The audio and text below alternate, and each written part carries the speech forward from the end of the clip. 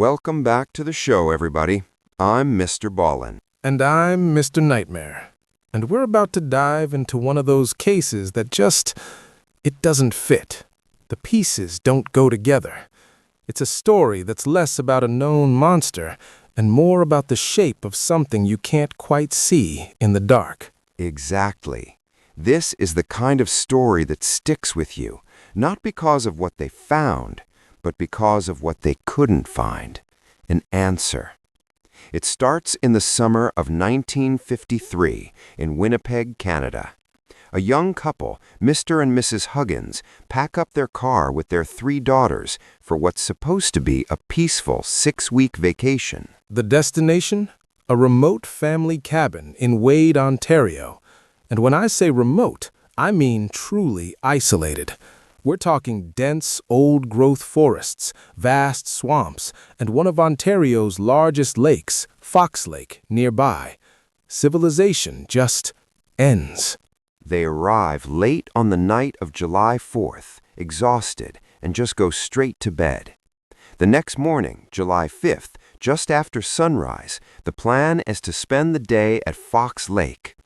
While the parents are inside the cabin gathering food and towels, the 3 girls are playing outside. The 2 older sisters are in front. The youngest, 5-year-old Geraldine, is playing along the side of the cabin, just out of her sister's view. And this is the first crucial detail. The parents are popping their heads out the door every few minutes, checking. And every single time they see Geraldine, she's right there. At 10 a.m., they're ready. They step outside to get the kids. They see the 2 older girls immediately, but Geraldine is gone, vanished. At first, they think she must have just slipped back inside, but she's not in the cabin, not in any room, not in a closet. Now they ask the sisters, "When did you last see her?" And both girls say the same thing. She was right there, just a minute ago. Everyone is in agreement. Less than 10 minutes. 10 minutes. In that sliver of time, in a place with no roads, no neighbors, nothing but wilderness in every direction, a 5-year-old girl disappears without a sound. They run outside, calling her name. And Mr. Nightmare, you mentioned how quiet it is out there. Sound carries for miles in that kind of silence. If she had wandered off, even a little disoriented, she would have heard them. All she had to do was call back or cry. But there's nothing. No reply. No distant sob. Just that immense, swallowing quiet of the forest. That's when the real panic hits. The police are called. They arrive fast, but one look at the terrain, and they know this is a nightmare scenario. They bring in professional trackers. The Canadian military even sends personnel. But, almost as if whatever took her wanted to cover its tracks, the skies open up. A heavy, pouring rain washes away every possible footprint, every snapped twig, every clue Geraldine might have left behind. As night falls on that first day, Geraldine's father says something that chills the searchers. He tells them his daughter is terrified of the dark. He believes that once night comes, she'll just sit down somewhere and cry, too scared to move. He hopes that will make her easier to find. But she isn't found. For 3 days they search. Cold, wet weather, temperatures in the low 40s. Geraldine was only in a light shirt and shorts. Then, on the 3rd day, a possible break. Investigators find small footprints on a moss-covered ledge overlooking Fox Lake. The prints show a child stood there, looked out at the water, and then turned and walked down into the swamp below.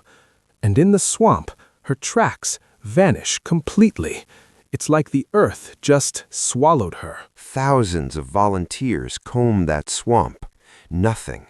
Then, on the 7th day, they find a different print. A massive footprint. We're talking enormous. If it's human, the person would have to be a giant. If it's an animal, it's something abnormally large, something not in any field guide.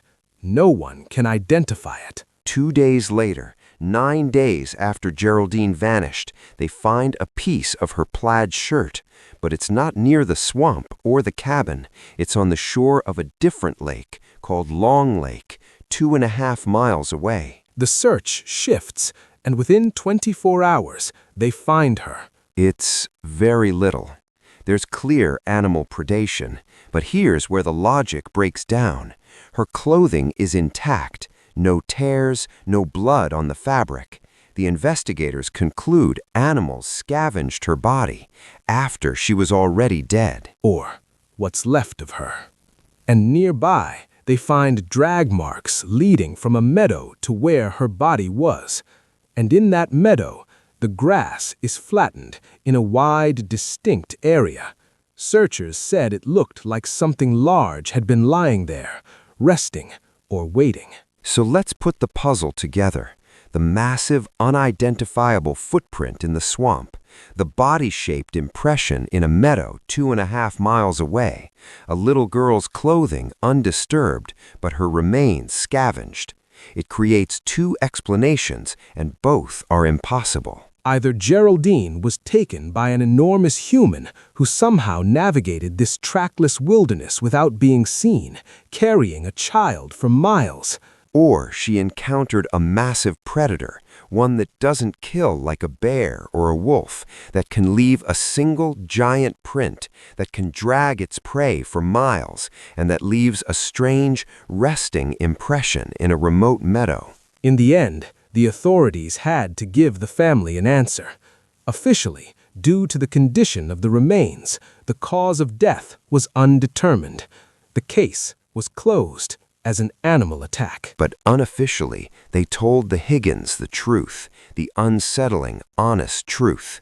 They said they had no idea what really happened to Geraldine. It's the not knowing that becomes the monster. It really is. A 5-year-old girl gone in a 10-minute window in a place that feels like the edge of the world, and all that's left are questions, a strange footprint, and an empty space in the grass where something once lay. This has been another strange, dark, and mysterious story delivered in story format. Thanks for listening with us.